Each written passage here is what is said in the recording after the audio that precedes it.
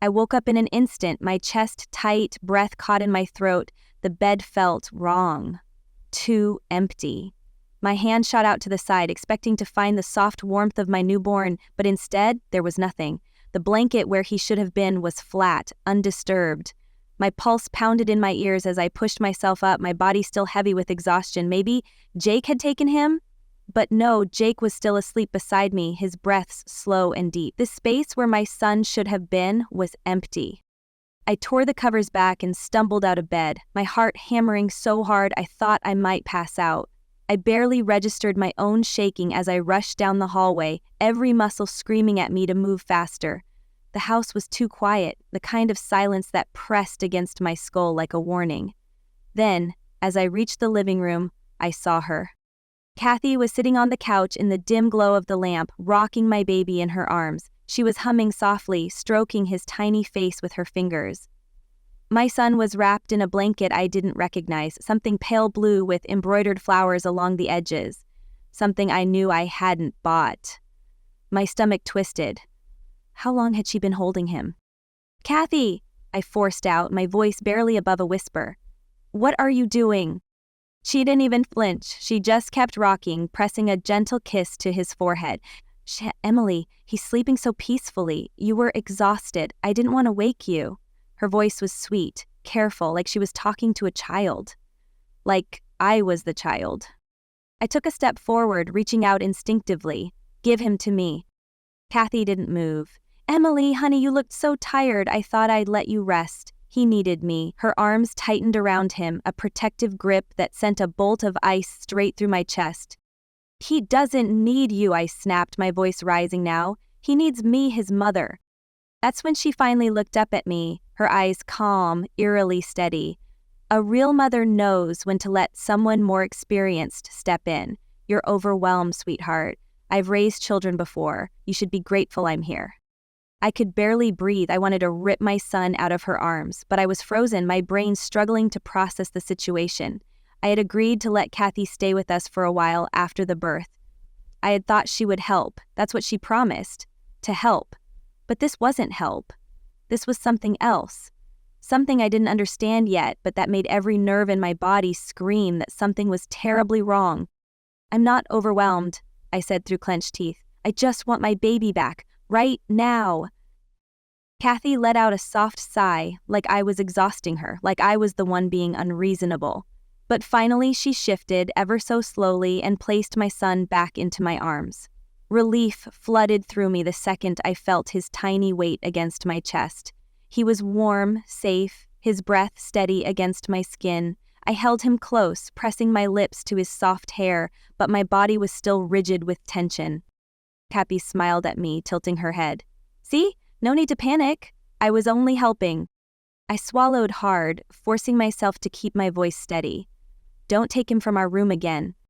Her smile didn't falter, but something in her eyes shifted. "Of course, dear." I didn't believe her. That night, I didn't sleep. I held my baby close, listening to every sound in the house, my heart pounding at the thought of waking up to find him gone again. I had let her into my home, into my life, thinking she was here to support me. But now, as I lay there in the dark, I realized I had made a terrible mistake. Kathy didn't see herself as a guest, as a helper. She saw herself as his mother.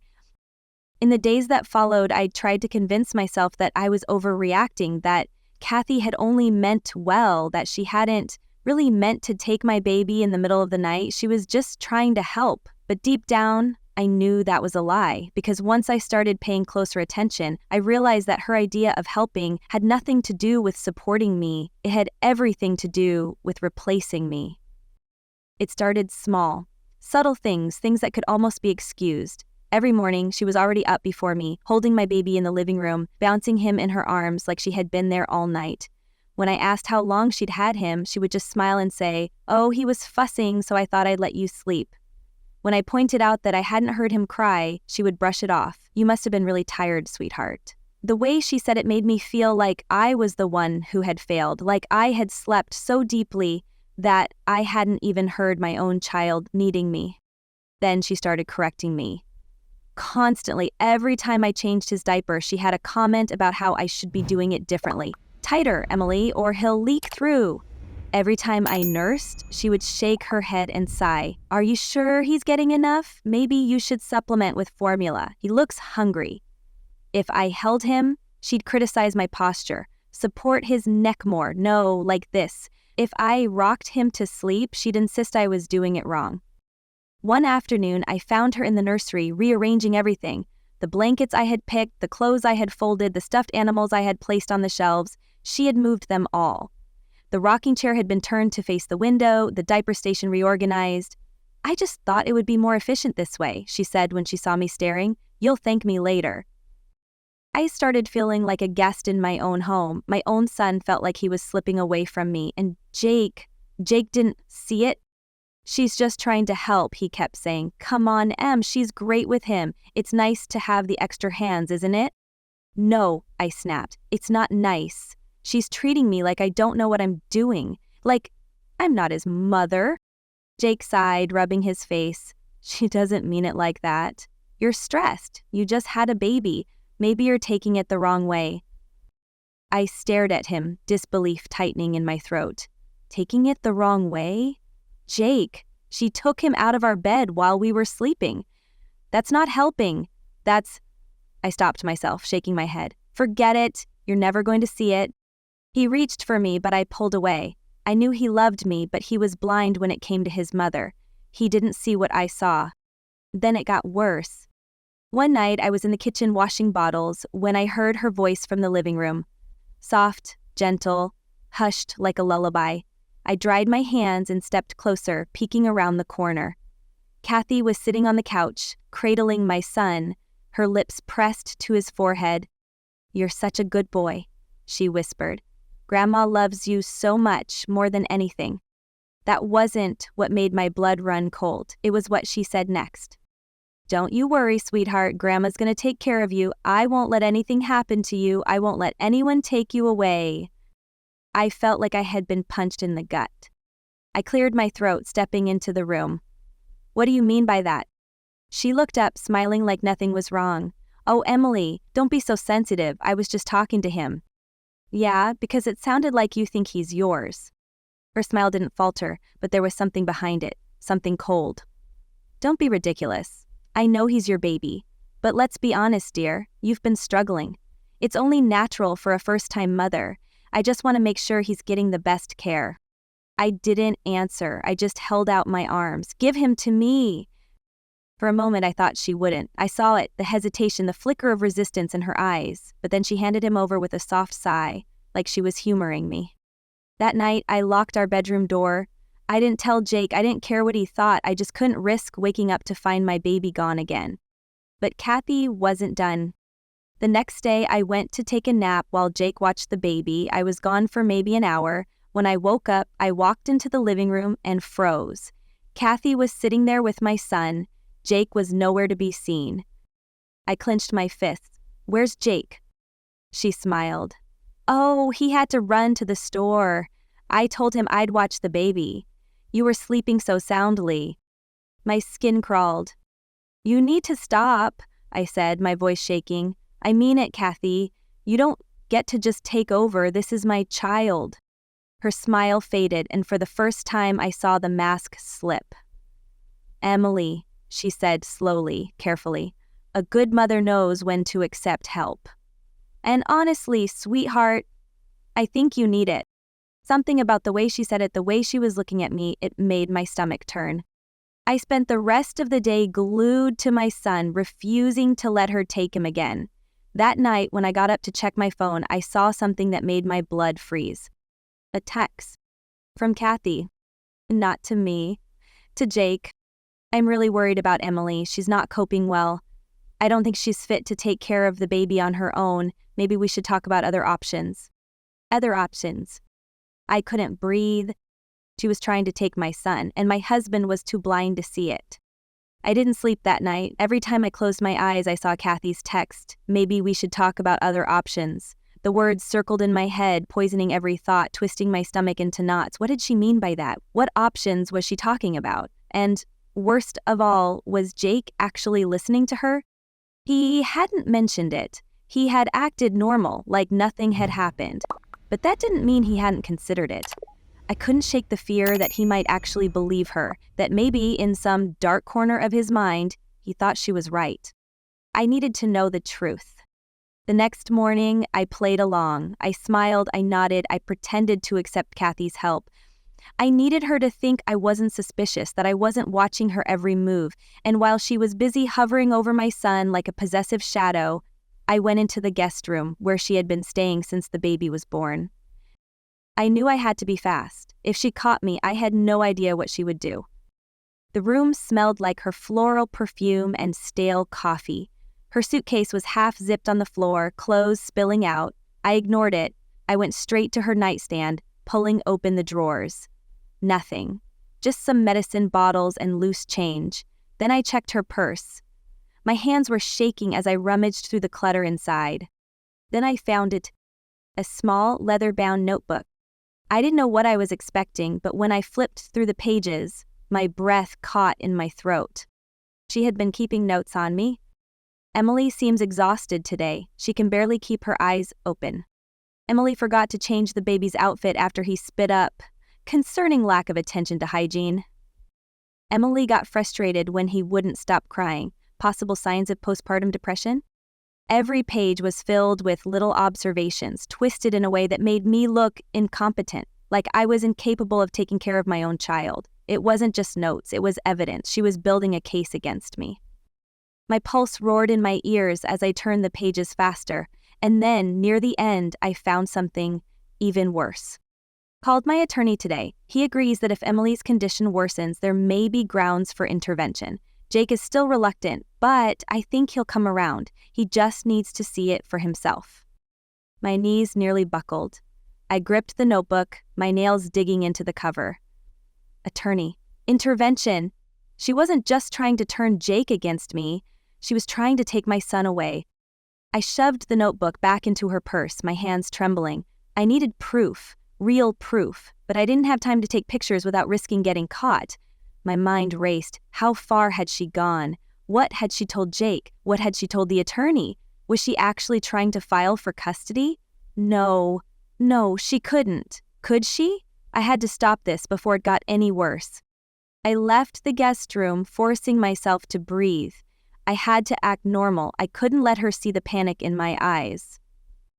When I stepped into the living room, Kathy was on the couch, my son cradled in her arms. She was talking to him softly, smiling, but when she looked up at me, something in her expression shifted. She knew. "Everything all right, dear?" she asked, her voice as sweet as ever. I swallowed hard. "Yeah, just tired." Her eyes flickered over me, studying me. "That's what I've been saying, sweetheart. You need rest. Why don't you go lie down for a while? I'll watch him." I clenched my fists. "No," I said. "I'll take him now." For a second she hesitated, just like last time, like she didn't want to hand him over, but then she sighed, giving me that same patient, condescending smile. "Of course, dear. You're his mother, after all." She placed him in my arms, but even as I held him close, I felt sick. I had proof now. Proof that she was planning something. But what was I supposed to do? Run to Jake? He wouldn't believe me. He would tell me I was being paranoid, that I was imagining things. I needed something stronger, something undeniable. I needed to catch her in the act. That night, when Jake went to bed, I stayed awake, pretending to be asleep. I lay there in the dark, my heart racing, waiting. I didn't know what I was hoping for, some kind of sign, some confirmation that I wasn't crazy. And then I heard it. The creak of a door opening. Soft footsteps moving across the floor. I kept my breathing steady, forcing myself to stay still. The footsteps stopped beside the bed. I could feel her standing there, watching us. Then, movement. She was reaching for him. My stomach twisted, every instinct screaming at me to stop her, to grab her hand and yank it away. But I waited. I needed her to actually do it, to take him. I needed proof. Her fingers barely grazed the blanket before I snapped my eyes open. "Happy." She flinched, pulling her hand back. For the first time, she looked caught, not just surprised, genuinely caught. "Oh, Emily," she breathed, pressing a hand to her chest. "You scared me." I sat up slowly. "What are you doing?" She hesitated, then smiled. "I just wanted to check on him, make sure he was all right." I didn't blink. Get out of my room. Her smile faltered. "Emily, there's no need to be like this. I was just..." "Get out of my room." Her eyes darkened, just for a second, just long enough for me to see what was really underneath that mask of kindness. Then she nodded. "Of course," she said softly. "Good night, sweetheart." She turned and left, closing the door behind her. I didn't move. I sat there in the dark, gripping the blanket, my whole body rigid. She wasn't going to stop. She was getting bolder. And I knew deep in my gut that if I didn't do something soon, she was going to take my son.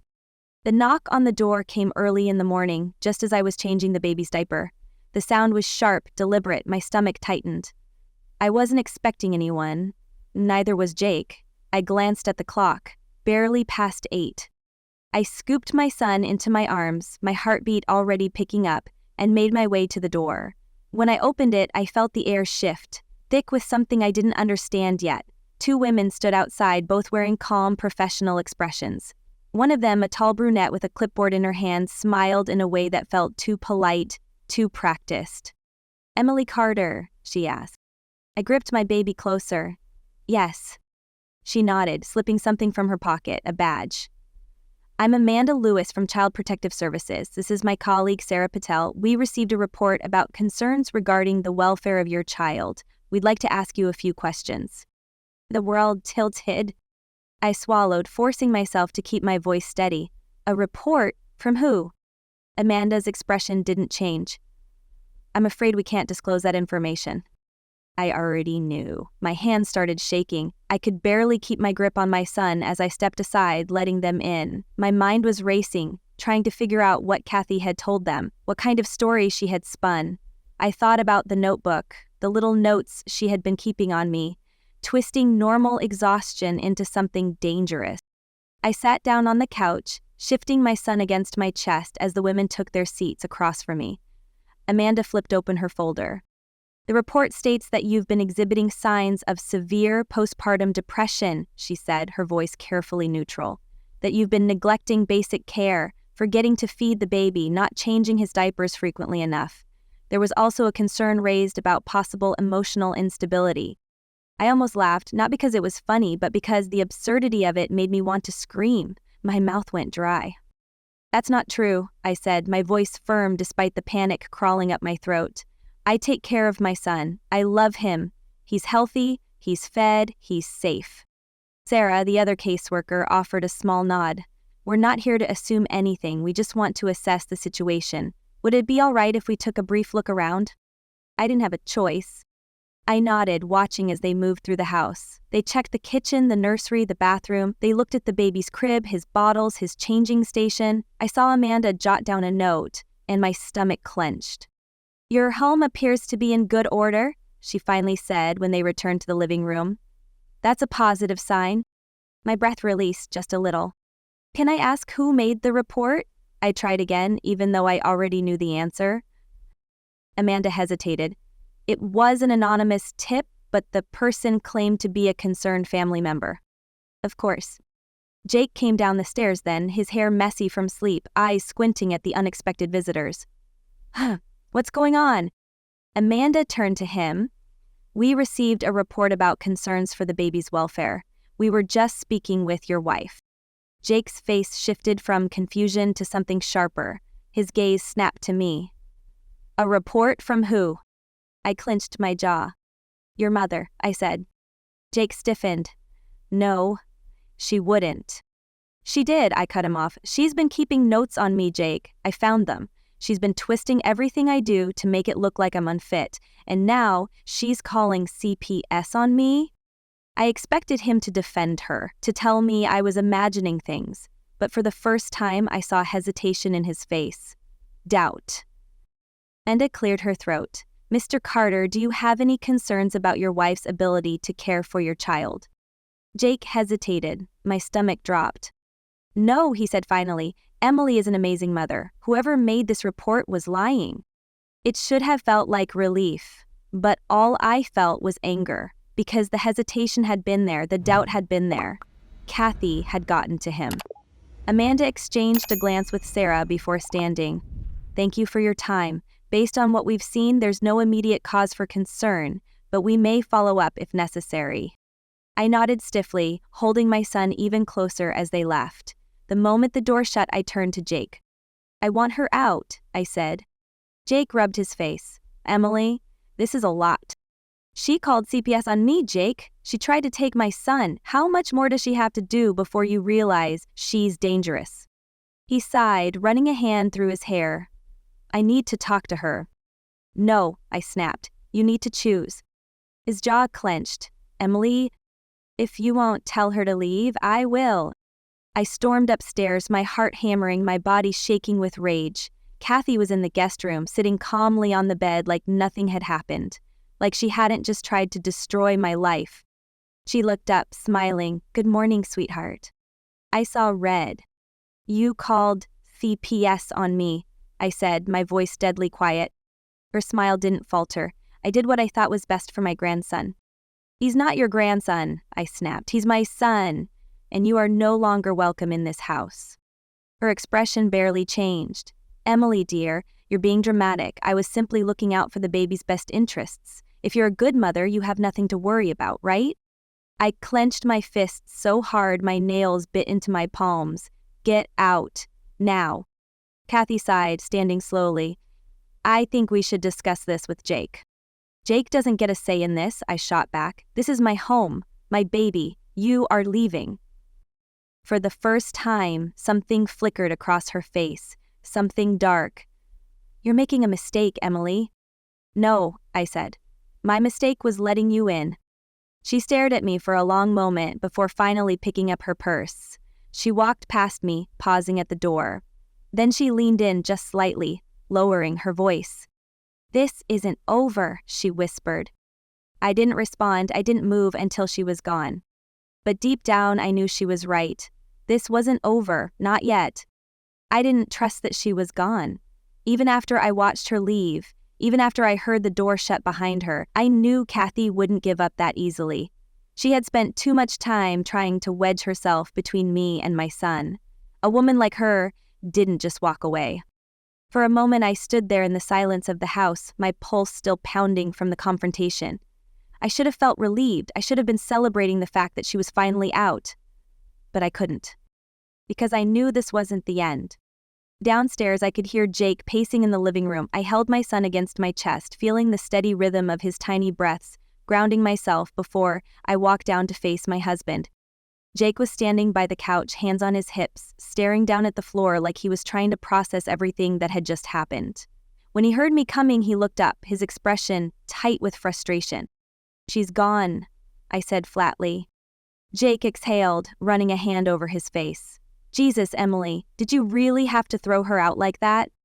I almost laughed. "Are you serious? She called CPS on me, Jake. She was trying to take our son, and you're worried about how she feels?" He shook his head. "I'm not saying what she did was right, but she's my mother. I needed to talk to her first." "No," I snapped. "You needed to back me up, but instead you hesitated." Jake rubbed his temples. "Because I was caught off guard. Do you know what it's like to have someone tell you your own mother is trying to sabotage your wife? It's insane." I stepped closer, my voice low and shaking with anger.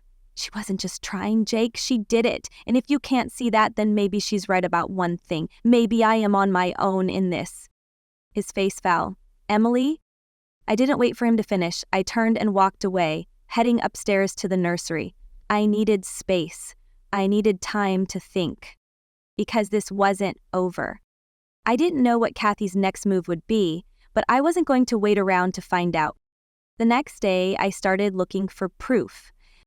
I went through my phone, checking my texts, my call logs. Kathy had never sent anything outright threatening, but I had a few messages from her that hinted at her real intentions. Things like, "I just want what's best for my grandson. I hope you can see that before it's too late. I knew it wouldn't be enough to do anything legal, but it was something." Then I remembered the notebook.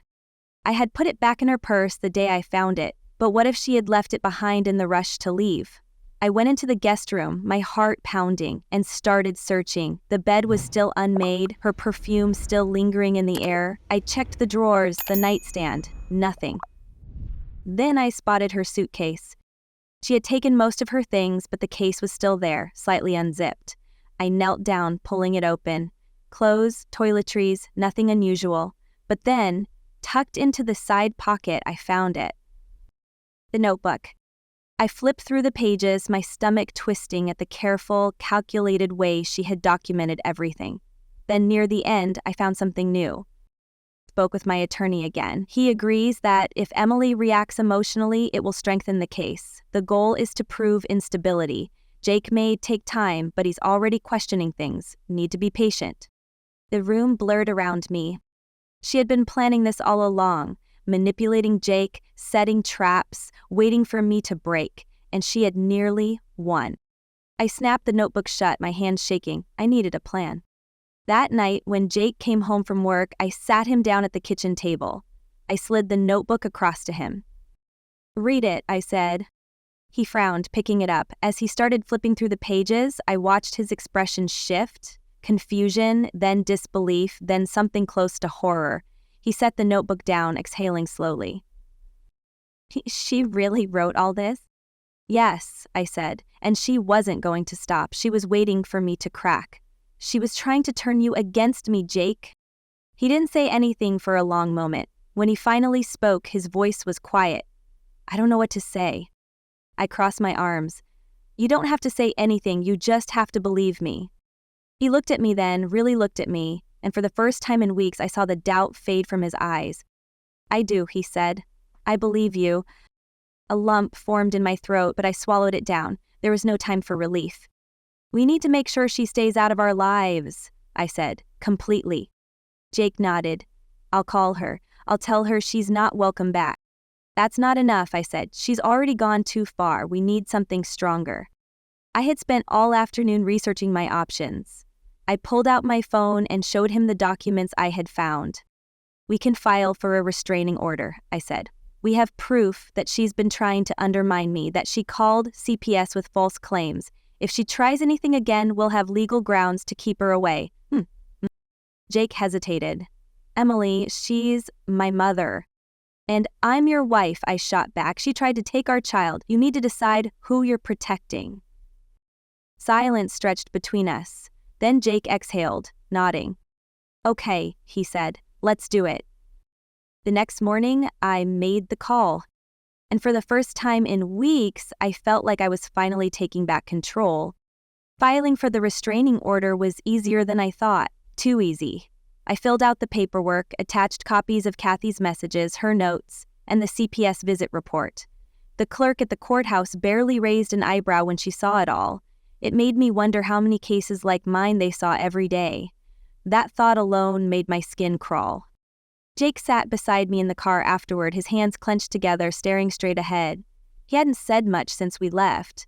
I knew this wasn't easy for him. He had grown up believing his mother was loving, supportive, that she always had his best interests at heart. But now, for the first time, he was seeing her for what she really was.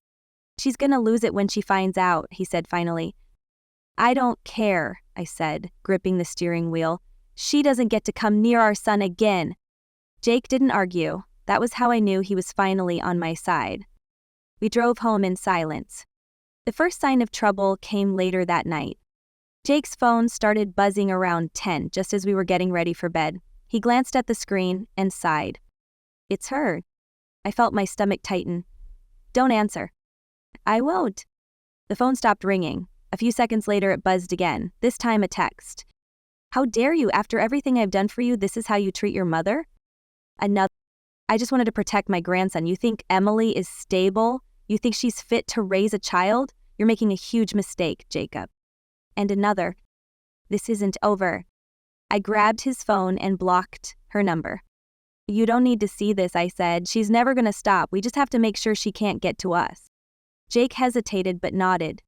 I thought that would be the end of it. I was wrong. The next morning I was feeding the baby when I heard something outside. At first I thought I was imagining it, a rustling noise, footsteps crunching on the graveled driveway. Then the doorbell rang. Jake and I locked eyes. "No," I whispered. He moved fast, stepping in front of me as he looked through the peephole. His whole body went rigid. "It's her." I gripped my son tighter, my pulse hammering. "She's not supposed to be here." "I know." The doorbell rang again, then knocking. Loud, forceful. "Jake, I know you're in there," Kathy's voice called out. "I just want to talk." Jake turned to me. "Take the baby upstairs." "No, I'm not hiding from her." The knocking grew louder. "Jacob, don't let her do this to our family. She's manipulating you. She's turning you against me." I walked to the door and yanked it open before Jake could stop me. Kathy stood on the porch, her hair disheveled, her face red with fury. The moment she saw me, her expression twisted into something ugly. "You," she spat, "you did this." "Yes," I said, "I did." Her eyes flashed. "You ungrateful little girl. I helped you. I saved you from yourself. And this is how you repay me?" I stepped forward. "You didn't save me from anything. You tried to take my son, you called CPS, you lied to my husband. And now you have the nerve to show up here?" Kathy's breathing was ragged. "I am his grandmother." "No," I said, "not anymore." For a moment I thought she might actually hit me. She was shaking with rage, her hands balled into fists. But then she straightened, smoothing out her shirt, forcing a smile. "You're making a mistake," she said, her voice eerily calm. "One day you'll see that." Then she turned and walked away. Jake let out a slow breath beside me. Jesus. I closed the door, locking it behind me. "She'll be back," I said. "I know she will." Jake nodded. "I know." But the next time Kathy came for us, I would be ready. The days after Kathy's visit were quiet. Too quiet. It felt unnatural, like the calm before a storm. I kept expecting something, another call, another message, another knock at the door, but nothing came. A week passed, then another. The silence should have felt like relief, but it didn't. It felt like waiting. Jake was different now. He was more present, more aware. I caught him watching me sometimes, his expression full of guilt. He didn't say it out loud, but I knew what he was thinking. "I should have believed you sooner." Maybe he thought things could go back to normal now, that we could move on. But I knew better. The final blow came in the form of a letter, a thick envelope tucked between bills and junk mail. My name was printed neatly on the front, no return address. But I didn't need one. I knew who it was from the second I saw it. I sat at the kitchen table, staring at it. My hands felt cold, my fingers stiff as I tore it open. The first page was typed, formal. My eyes skimmed over the words, picking up fragments. Petition for grandparent visitation rights. Filed with the family court. Hearing scheduled. The paper trembled in my hands. My stomach clenched so hard I thought I might be sick. She was taking me to court. Jake walked in, frowning when he saw my face. "What's wrong?" I slid the letter toward him. He picked it up, reading silently. His expression darkened. "She wouldn't." He did. He ran a hand through his hair. "Can she even do this?" I swallowed, forcing myself to breathe. "Some states allow it. If she can prove that she had a meaningful relationship with our son, that cutting her off would be harmful to him." My voice broke. "Jake, she's not giving up." His jaw tightened. "Then we won't either." The hearing was set for a month later. That month felt like a lifetime. I barely slept. Every time I closed my eyes, I saw her in the courtroom, painting me as an unfit mother, twisting every moment into a weapon. But I wasn't the same woman she had tried to break. I had spent weeks preparing, gathering every piece of evidence I had, her notebook, the CPS report, the restraining order request. I wouldn't let her win. The day of the hearing, we walked into the courtroom together, Jake's hand gripping mine tightly. Kathy was already there, sitting primly at the plaintiff's table, her attorney beside her. She looked composed, elegant, dressed in soft pastels, her expression carefully neutral. But when our eyes met, something flickered behind her gaze. A challenge. The proceedings were brutal. Kathy's lawyer painted her as the loving grandmother who had only ever tried to help. He spoke about how involved she had been in our child's life, how suddenly being cut off could be emotionally damaging for the baby. Then it was my turn. I spoke clearly, firmly. I laid out everything, the way she had undermined me, manipulated Jake, called CPS with false claims. I handed over copies of her notebook, the messages she had sent. When I was done, the judge was silent for a long moment. Then she spoke. Petition denied. Just like that, it was over. Kathy didn't look at me as she left the courtroom. She didn't say a word. But I knew this wasn't about seeing her grandson. It had never been about that. This was about control, and she had lost. That night, I sat in the nursery rocking my son as he drifted to sleep. My phone buzzed beside me, a message. I already knew who it was before I picked it up. You think you've won, you'll regret this. I stared at the screen for a long time. Then I deleted the message, turned off my phone, and set it face down.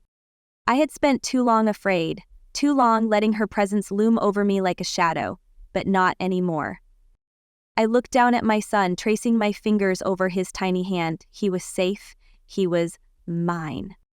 And no one was ever going to take him from me.